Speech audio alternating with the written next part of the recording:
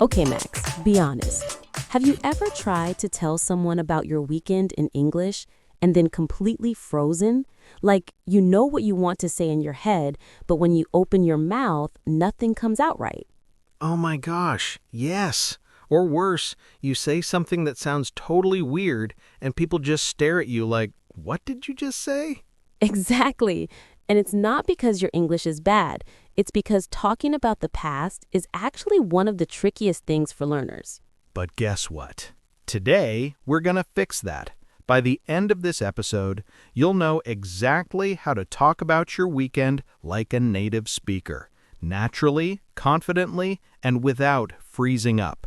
So stick around because we're about to make past tense super easy and actually fun. Hey everyone, thanks for listening to our videos. You're listening to Mr. Englishman. I'm Max, and with me here is the always amazing Lily. Hey, thanks, Max. And hello to all of you wonderful listeners out there. We are so happy you're here with us today.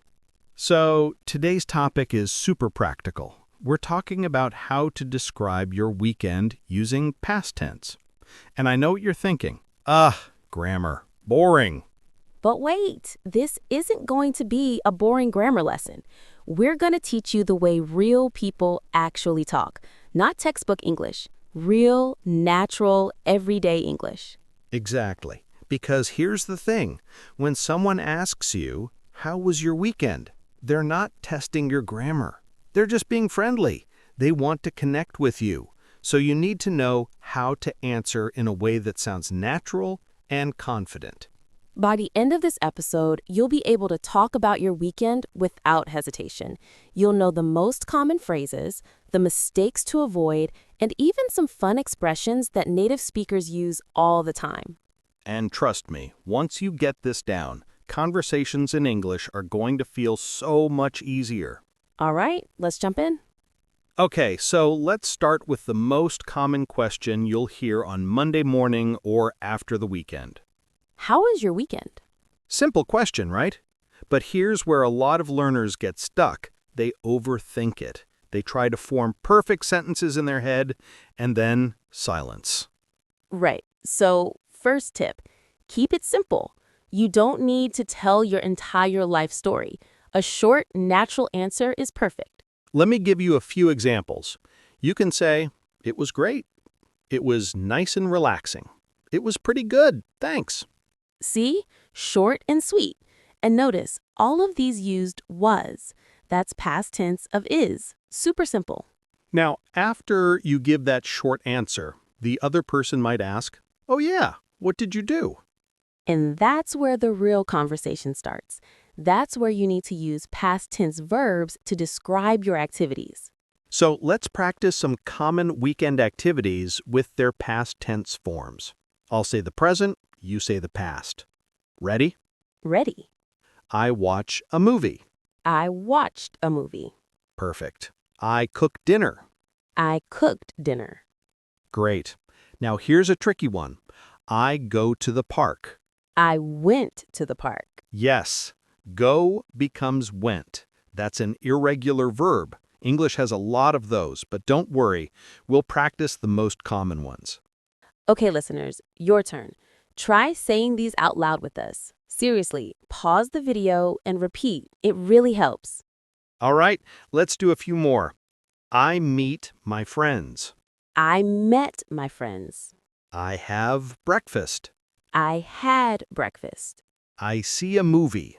I saw a movie. Awesome. Now here's the thing. Native speakers don't just use one sentence. They connect their ideas. So instead of saying, I watched a movie, I cooked dinner, I went to the park, we use words like and, then, also, and after that. Right. So it sounds more like this. On Saturday, I watched a movie, and then I cooked dinner. On Sunday, I went to the park with my friends. Hear how natural that sounds? It's not robotic. It flows. Let's try another example. Max, what did you do last weekend? Oh, good question. Okay, so last weekend was really nice. On Saturday morning, I went to a cafe in the morning. I had coffee and read a book for a bit. Then in the afternoon, I met up with some friends and we went to a concert. It was amazing. Perfect. Did you hear all the past tense verbs? Went, had, read, met. And it all sounded so natural because Max connected his ideas. Exactly. And by the way, read is a tricky one. The present and past tense are spelled the same but pronounced differently. Present is read, and past is read, like read. Confusing, I know, but you'll get used to it. All right, your turn, Lily. What did you do last weekend? Okay, let me think. So on Saturday morning, I went for a run. Then I came home, took a shower, and made breakfast.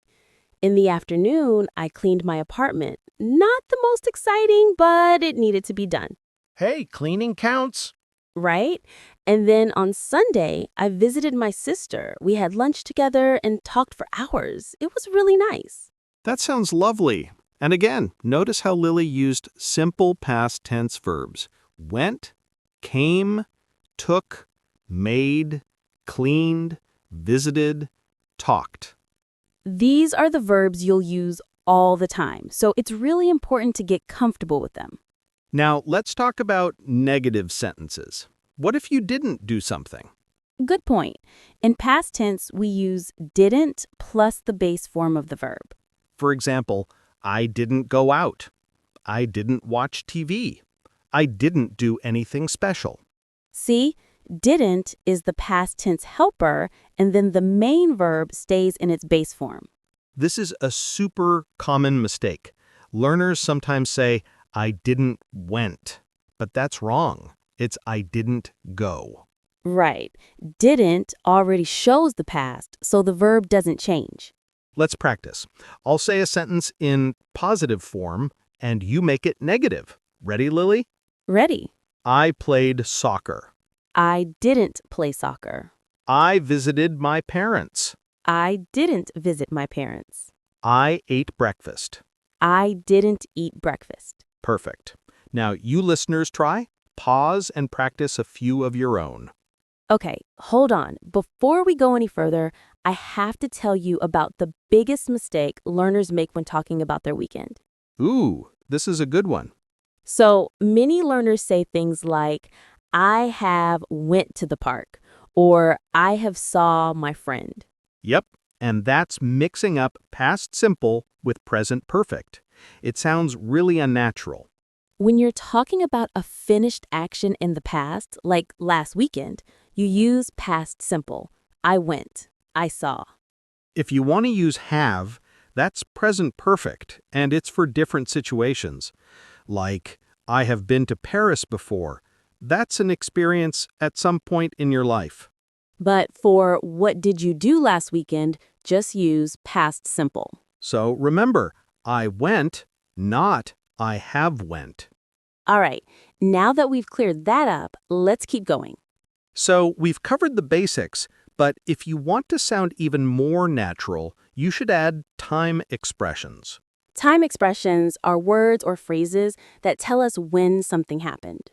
For example, on Saturday morning, in the afternoon, last night, yesterday. These make your story clearer and more interesting. Let's try a full example. Lily, can you describe a simple weekend using time expressions? Sure. So on Friday night, I watched a movie at home. On Saturday morning, I went shopping. In the afternoon, I met a friend for coffee. And on Sunday, I just relaxed and didn't do much. Perfect.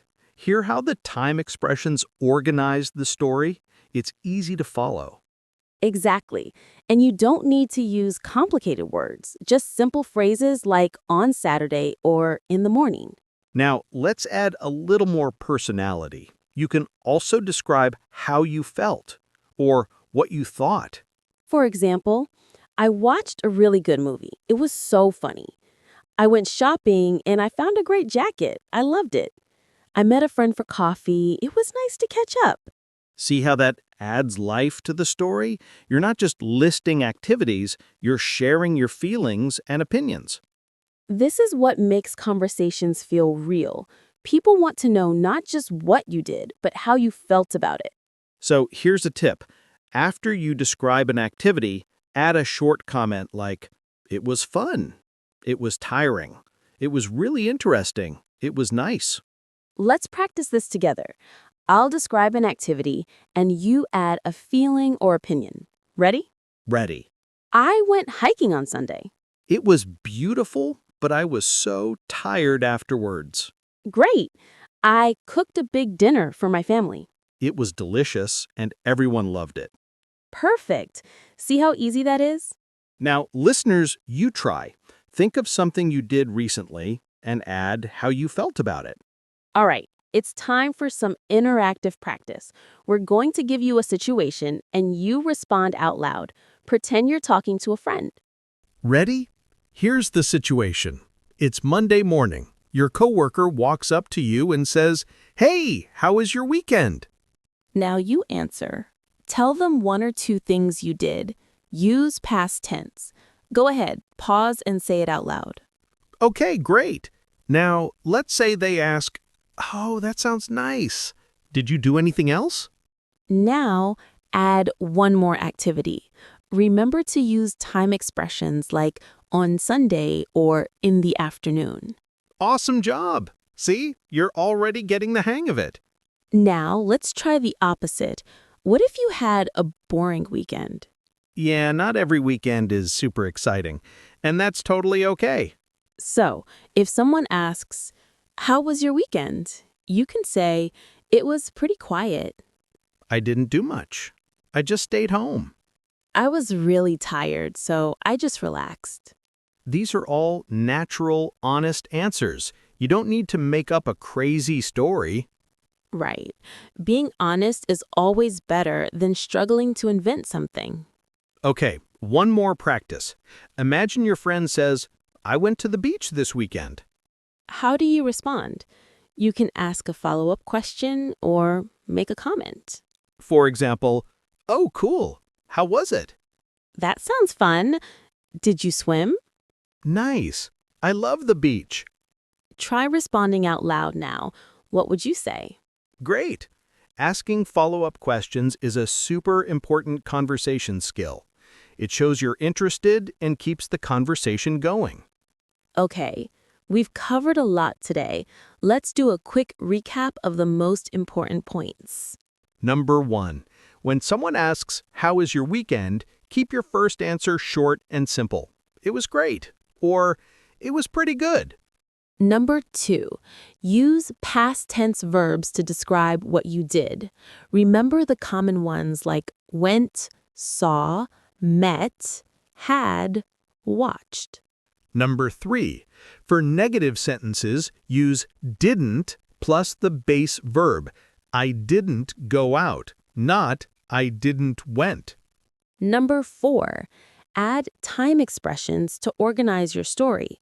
On Saturday, in the afternoon, last night. And number 5, add your feelings or opinions to make your story more interesting. It was fun. It was relaxing. Those 5 tips will make you sound so much more natural when talking about your weekend. And honestly, once you get comfortable with this structure, you can use the same structure to talk about any past event. Your last vacation, what you did yesterday, your last birthday. Exactly. It's not just about weekends. It's about building confidence with past tense in general. Oh, wait, before we finish, I have one bonus tip. Stay till the end for this. It's really useful. Ooh, I love bonus tips. What is it? Okay, so here's a phrase native speakers use all the time. I ended up. Oh, yes, this is so common. I ended up means something happened that you didn't plan, or something turned out differently than expected. For example, I was going to stay home, but I ended up going out with friends. I wanted to cook, but I ended up ordering pizza. It makes your story sound more natural and conversational. Try using it sometime. Great tip, Max. All right, everyone, that's it for today's episode. We covered a lot, but remember, you don't need to be perfect. Just practice a little bit every day. Exactly. Try describing your weekend to yourself in English, or write it down, or say it out loud to a friend. The more you practice, the more natural it will feel. And here's a challenge for you. This weekend, pay attention to what you do. Then, on Monday, describe it in English using everything we taught you today. And if you want, share it with us. Leave a comment below and tell us, what did you do last weekend? We'd love to hear from you. Also, if you found this episode helpful, give us a thumbs up and subscribe so you don't miss our next lesson. Next time, we're going to talk about how to give your opinion in English without sounding rude. That's a big one. Oh yeah, that's going to be super useful. All right, everyone, that's it for today's episode. We covered a lot, but remember, you don't need to be perfect. Just practice a little bit every day. Exactly. Try describing your weekend to yourself in English, or write it down, or say it out loud to a friend. The more you practice, the more natural it will feel. And here's a challenge for you. This weekend, pay attention to what you do. Then, on Monday, describe it in English using everything we taught you today. And if you want, share it with us. Leave a comment below and tell us, what did you do last weekend? We'd love to hear from you. Also, if you found this episode helpful, give us a thumbs up and subscribe so you don't miss our next lesson. Next time, we're going to talk about how to give your opinion in English without sounding rude. That's a big one. Oh yeah, that's going to be super useful. All right, everyone. Thank you so much for listening. Keep practicing, stay positive, and remember, you're doing amazing. See you next time on Mr. Englishman. Bye. Bye.